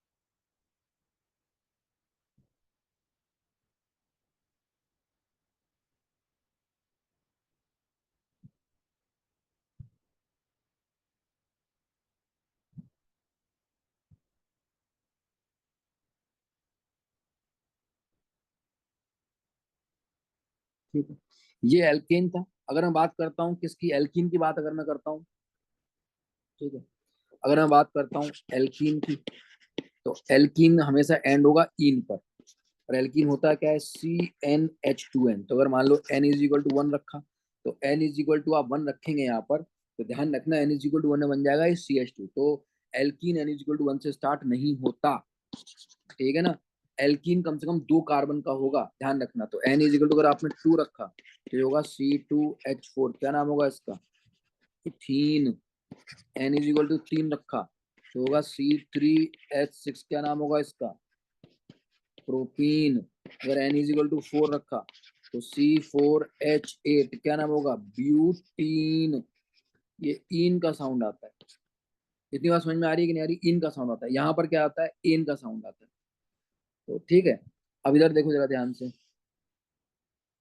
अगर यहाँ मैं एल्काइन ले लूं तो एल्काइन में आइन का साउंड आएगा, ये क्या होता है एल्काइन, CnH2n-2। ठीक है ना। तो याद रखना, एल्केन एक कार्बन का भी पॉसिबल है, लेकिन एल्कीन और एल्काइन कम से कम 2 कार्बन के होते हैं। तो यहाँ पर जब आप n इज इक्वल टू 2 रखोगे तो ये क्या हो जाएगा C2H2, क्योंकि 2 दूनी 4, 4 में 2 गया 2, C2H2। इसको क्या बोलेंगे बेटा, इसको बोलेंगे ethyne. n is equal to 3 रखोगे क्या हो जाएगा C3, अब देखो 3 दूनी 6, 6 में से 2 गया 4, C3H4, इसको बोलेंगे प्रोपाइन। ठीक है। n इज इक्वल टू 4 रखोगे क्या हो जाएगा C4, 8 में 2 गया 6, C4H6, C4, इसको क्या बोलेंगे ब्यूटाइन। देखो आइन पे एंड हो रहा है तो ये क्या होते हैं, ये अल्काइन होते हैं। अब इनके स्ट्रक्चर पर हम बात नहीं कर रहे हैं बेटा, ठीक है ना। हाँ, ध्यान रखना, फिर से बोलो, ये बात समझ लेना, ये एक कार्बन मीथेन है, मिथीन कुछ नहीं होता, मिथीन और मिथाइन कुछ नहीं होता है। ठीक है, ध्यान रखना। एल्कीन और एल्काइन 2 कार्बन से शुरू होता है। क्यों होता है इस पर हम चर्चा करेंगे, काफी लोगों को पता होगा, नहीं पता होगा तो ऑर्गेनिक में बताऊंगा मैं इसको। ठीक है ना। अभी तो मैं केवल आपको कंबशन रिएक्शन पढ़ा रहा हूँ। अब बस थोड़ा सा कंबशन समझ लो 2-3 मिनट में, फिर मैं क्लास ऑफ करता हूँ। कंबशन समझना बहुत जरूरी है बेटा। ठीक, मतलब किसी भी कंपाउंड को आप ऑक्सीजन की प्रेजेंस में बर्न करते हैं तो उसका मतलब होता है कंबशन। और याद रखना, जब हाइड्रोकार्बन को आप बर्न करते हैं ऑक्सीजन की प्रेजेंस में तो हमेशा वाटर और CO2 बनती है। समझ में आया क्या बनता है, वाटर और CO2। जैसे एग्जाम्पल समझो, अब ये बहुत जरूरी है, रिएक्शन बनाना सिखा रहा हूँ आपको, हल्के मत लेना। जैसे मान लो मीथेन को मैंने ऑक्सीजन की प्रेजेंस में बर्न किया तो CO2 बनेगी और वाटर। ये बनना ही बनना है। अब इसको बैलेंस करना होता है, तो बैलेंस कैसे करते हैं ध्यान समझना। जितना कार्बन होता है ना बेटा उतनी CO2 बन जाती है। कार्बन एक है तो एक CO2 बन गई। और जितना हाइड्रोजन होता है उसका 2 टाइम्स बनता है पानी। ठीक है ना। 4 हाइड्रोजन है तो 2 पानी। अब देखो कार्बन एक हो गया, कार्बन एक हो गया, इधर रिएक्टेंट प्रोडक्ट बैलेंस कर रहा हूँ। इधर हाइड्रोजन 4 है तो इधर हाइड्रोजन 4 हो गया। इधर ऑक्सीजन कितना है, 2 और 1 3, यहाँ कितना है 2, तो यहाँ क्या कर दो, यहाँ ऑक्सीजन कितना है 2 और 2 4, तो यहाँ भी कितना हो जाएगा 2 और 2 4। ठीक है, नहीं समझ में आया फिर समझो, कोई बात नहीं। अब मैं ईथेन को बर्न करूंगा, तो ईथेन को बर्न करूंगा तो कैसे बर्न करते हैं ध्यान से देखना बेटा, इधर देखो, समझो समझो। इधर कितने कार्बन है 2, तो मैं लिख दूंगा 2 CO2 प्लस कितनी हाइड्रोजन है 6, तो लिख दूंगा 3H2O, सिंपल। अब ऑक्सीजन देख लूंगा, यहाँ कितनी ऑक्सीजन है, प्रोडक्ट साइड में ऑक्सीजन देखो कितनी है, 4 और 3 7। प्रोडक्ट साइड में देखो ऑक्सीजन 4 और 3 7 है कि नहीं, 4 तो यहाँ है, 3 है, 7, तो यहाँ क्या कर दूंगा 7/2, तो यहाँ भी कितनी होगी 7। बात समझ में आया कि नहीं आया। ठीक है, जैसे मान लो मुझे C4H8, चलो ब्यूटीन को मैं हीट करता हूँ। C4H8 ऑक्सीजन की प्रेजेंस में कितना आसान है, कार्बन कितने हैं 4, तो क्या कर दो 4 CO2। हाइड्रोजन कितने हैं 8, तो क्या कर दो 4 वाटर। सिंपल। अब गिन लो प्रोडक्ट में कितनी ऑक्सीजन है, 8 और 4 12, 12 है, यहाँ 6 है तो 6 कम। देखो एक मिनट फिर से समझो, कार्बन 4 थे तो 4 CO2, हाइड्रोजन 8 थे तो जितनी हाइड्रोजन होती है उसका आधा बनता है पानी 4H2O। अब ऑक्सीजन देखो कितनी है, 4 दूनी 8 और 4 12, यहाँ कितने हैं 2, तो 6 का मल्टीप्लाई करा दो, खत्म बात। खत्म बात। एक और देखो, एक और देखो, C3H4 प्लस O2। अब आप बताओ, कार्बन कितने हैं 3, तो 3 CO2 लिख दूंगा मैं यहाँ। हाइड्रोजन कितनी है 4, तो उसका आधा वाटर कर दूंगा 2H2O। अब ऑक्सीजन देखो प्रोडक्ट साइड में कितने हैं 6 और 2 8, यहाँ कितने हैं 2, तो 4 का मल्टीप्लाई कर दूंगा, हो गया रिएक्शन बैलेंस। ऐसे बना देते हैं। आप कोई भी रिएक्शन बना सकते हो बेटा, कोई दिक्कत वाली बात नहीं। अगला देखो, बस अभी रिएक्शन बनाना सिखा रहा हूँ आपको। अगला देखो, C4H10 ब्यूटेन। अब आप खुद ही करो उसको, देखो 4 कार्बन तो 4 CO2, 10 हाइड्रोजन तो उसका आधा 5H2O। अब यहाँ देखो ऑक्सीजन कितने हैं, इस तरफ देखो प्रोडक्ट साइड में देखो ऑक्सीजन 4 दूनी 8 5 13, यहाँ 2 है 13/2, तो ये भी कट के 13 आ गए।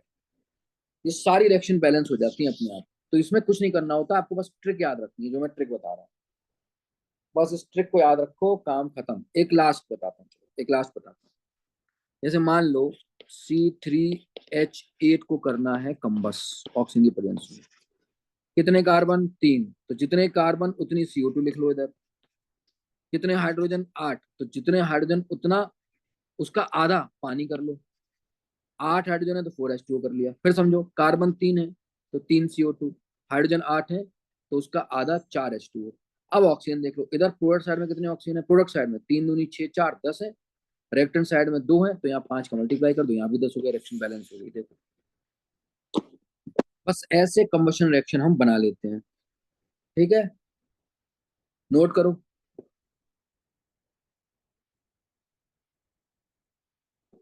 ये हाइड्रोकार्बन की कंबशन रिएक्शंस हैं, हाइड्रोकार्बन। और हाइड्रोकार्बन का जब कंबशन कराते हैं तो CO2 और वाटर बनता है, ये फैक्ट है, फैक्ट है ये। बात समझ में आ रही है कि नहीं आ रही है। हाँ, नोट करो इसको।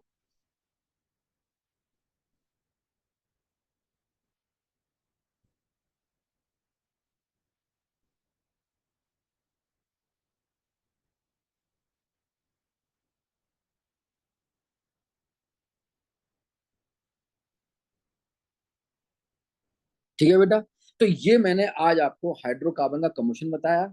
अब हाइड्रोकार्बन का कंबशन एवोगैड्रो लॉ से कैसे कनेक्ट होता है इस पर हम चर्चा करेंगे, तो वो मैं नेक्स्ट क्लास में करूंगा। अभी आपको मैं छोड़ रहा हूँ, इसको यहीं पर उतार लीजिए। ये कंबशन रिएक्शन कैसे बनाएंगे इसको मैं एक बार और समझा दूंगा, अगली क्लास में मैं एक बार और बता दूंगा इसको, तो टेंशन नहीं लेना। अगर नहीं समझ में आया हो तो दोबारा बताऊंगा मैं, वीडियो आपको मिली जाएगी तो आप भी देख सकते हैं, नहीं तो अगली क्लास में दोबारा बताऊंगा। और एवोगैड्रो लॉ इससे कैसे कनेक्ट होता है इस पर बात होगी। और अगली क्लास में हम लोग इंपेरिकल फॉर्मूला, मॉलिक्यूलर फॉर्मूला, उन सब पर बात करेंगे। आई होप अगली क्लास तक ये खत्म हो जाएगा चैप्टर। और जो आपको जो लॉज होते हैं, constant proportion, multiple proportion, conservation of mass, इन सब के मैं आपको नोट्स दूंगा, उस नोट्स के थ्रू आपको समझाऊंगा। तो ये चैप्टर लगभग खत्म ही है। चलिए फिर मिलते हैं बेटा नेक्स्ट क्लास में। कॉपी कर लो, जिसका रह गया वो कॉपी कर लो उसको।